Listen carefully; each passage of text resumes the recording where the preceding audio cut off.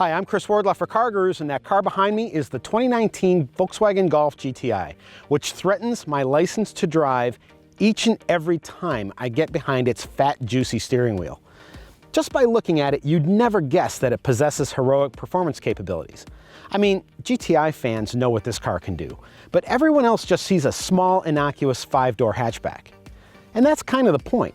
This car is like a stealth fighter jet in traffic. Just point, shoot, and squirt through gaps and holes that other cars can't easily leverage. Then on weekends, when you're dive bombing your favorite back roads, the GTI is more than just a willing partner in crime. It's an enabler. Let's go for a drive and talk more about the 2019 Volkswagen GTI.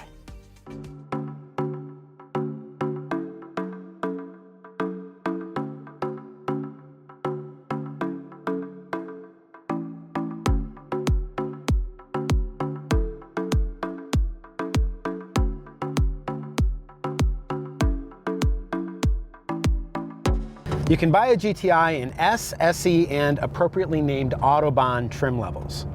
The base price is $27,595, and an Autobahn with the optional 7-speed direct shift gearbox will cost $37,095, not including $895 for destination charges. For a limited time, you can also get a GTI Rabbit Edition, which is new for 2019.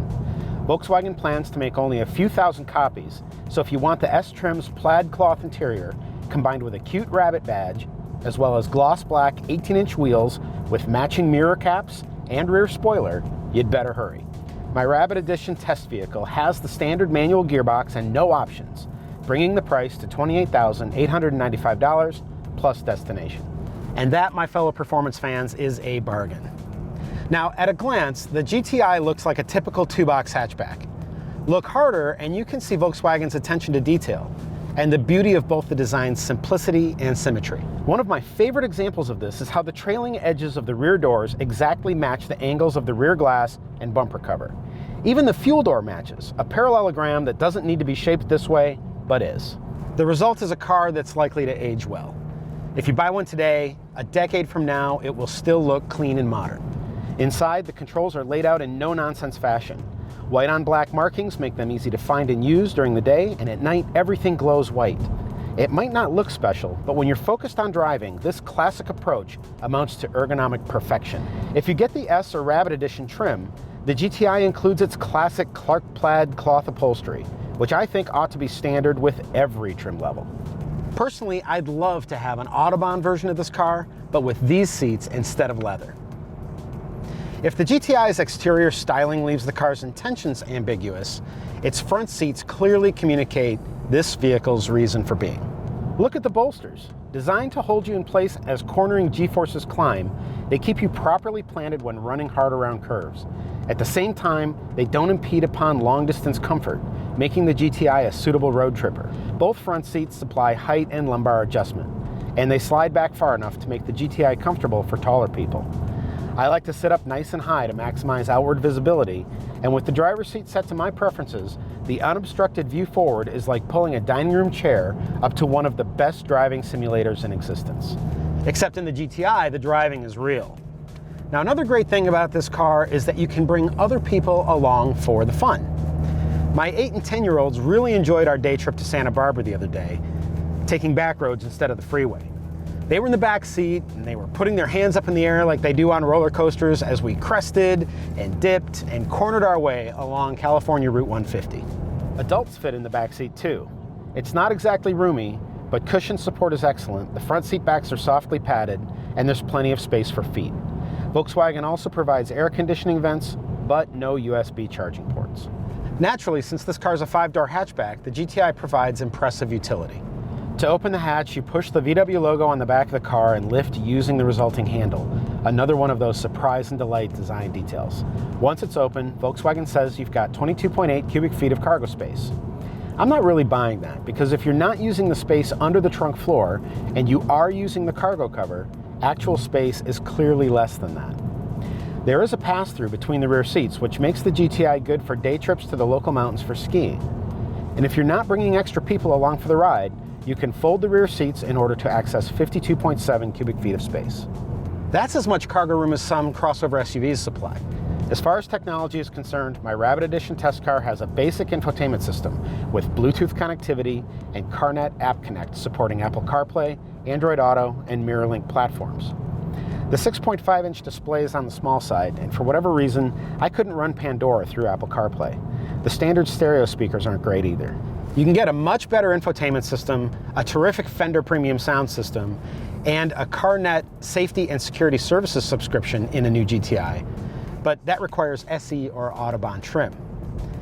This year, Volkswagen expands availability of driver assistance and collision avoidance systems, making important features available on the base GTI S trim for only $450. They include blind spot monitoring with rear cross traffic alert, forward collision warning with pedestrian detection, and automatic emergency braking.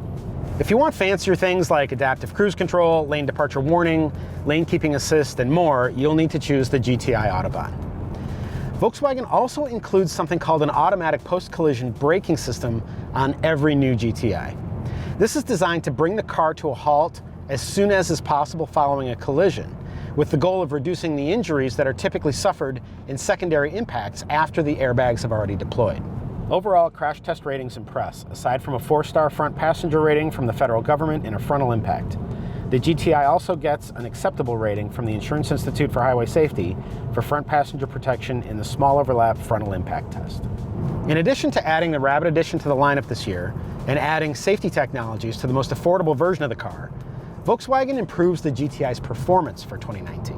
The turbocharged 2-liter 4-cylinder engine makes 8 extra horsepower this year for a total of 228 at 4,700 RPM. Torque still measures 258 pound-feet, produced from just 1,500 RPM all the way to 4,500 RPM. Volkswagen also adds its torque-sensing limited slip differential to all GTIs for 2019. Based on the car's speed, yaw rate, and G-forces, it varies power distribution between the front wheels to virtually eradicate understeer, making this nose-heavy front driver feel like anything but.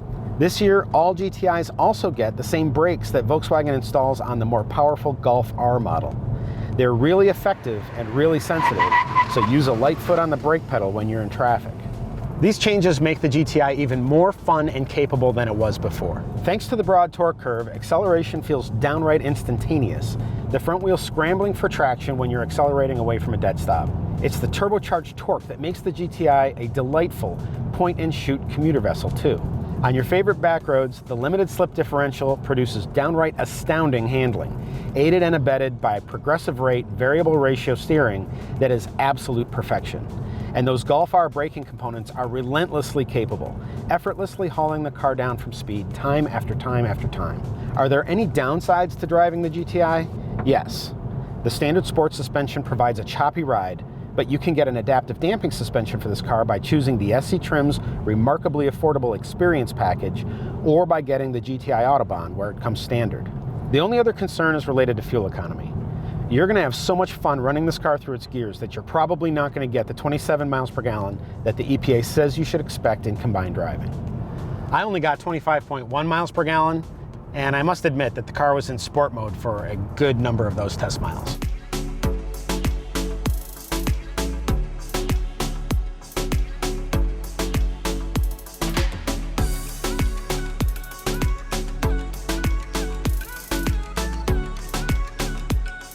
You need significant willpower to own a Volkswagen GTI, an unwavering ability to resist temptation, and a dedication to behaving with the best interests of the general public at heart. When it comes to driving a car as fundamentally capable and thrilling as the GTI, I struggle. My patience with the average American driver withers, and my desire to exercise the car's performance capabilities proves too strong to deny. It's probably best that I don't own one.